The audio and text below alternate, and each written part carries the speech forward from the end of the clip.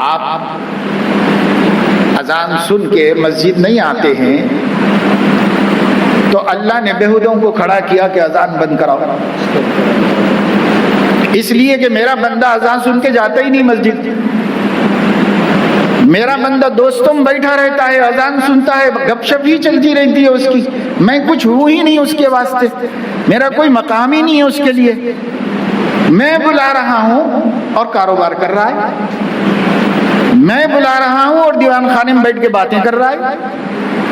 میں بلا رہا ہوں اور مسجد کی ملگیوں میں دھندا کر رہا ہے، میں بلا رہا ہوں اور یار دوستوں سے گپ شپ کر رہا ہے، سگریٹ پھونک رہا ہے، حقہ پارلر میں بیٹھا ہوا ہے، نشہ کر رہا ہے، اور میں بلا رہا ہوں، سمجھ میں نہیں آتا کہ اللہ بلا رہا ہے۔ تو اللہ تعالیٰ نے فرمایا میرے ایمان والے بندے اتنے بے حس سنگ دل ہو گئے کہ میری پکار کی کوئی ویلو ان کے ذہن میں اب نہیں رہ گئی ہے، تو میں اپنے دشمنوں کو، شیطانوں کو کھڑا کرتا ہوں کہ تم لوگ پابندی لگانے کی بات کرو،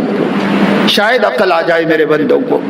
شاید یہ بے حس قوم جاگے اور کھڑی ہو اور کہے کہ صاحب یہ سب نتیجہ ہے اللہ کو ہم نے جھٹلایا تو اللہ کے دشمن ہمارے اوپر حاوی ہوئے۔